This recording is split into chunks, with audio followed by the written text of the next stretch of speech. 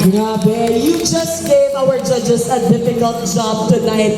If you only know the kind of task that they're doing right now is no easy task for them. Imagine from the 25, they're only going to turn it down to 8.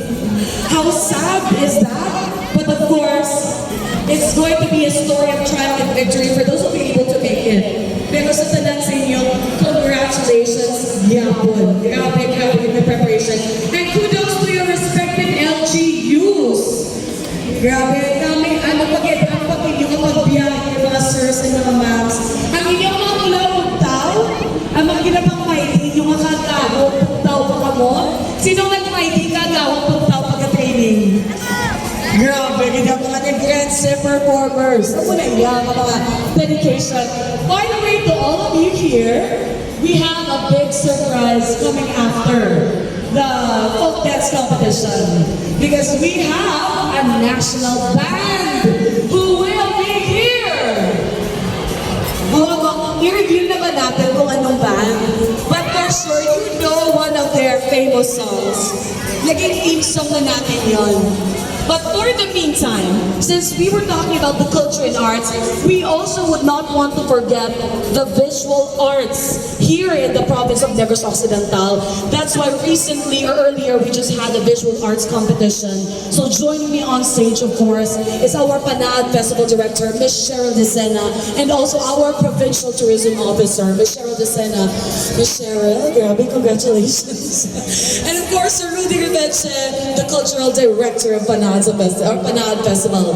So we would like to acknowledge and of course appreciate and recognize first our judges for the visual arts competition.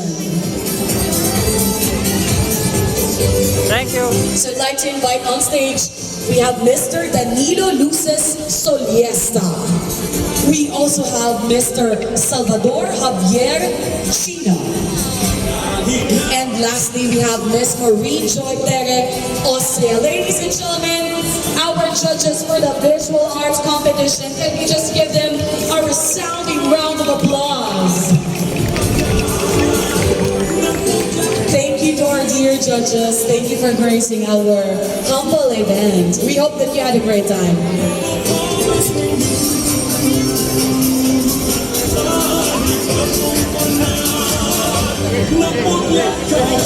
Magta, magta!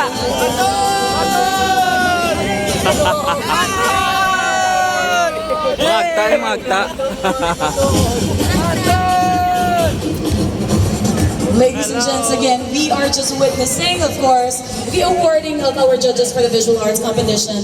Thank you so much, sirs and ma'am. Madam, salamat.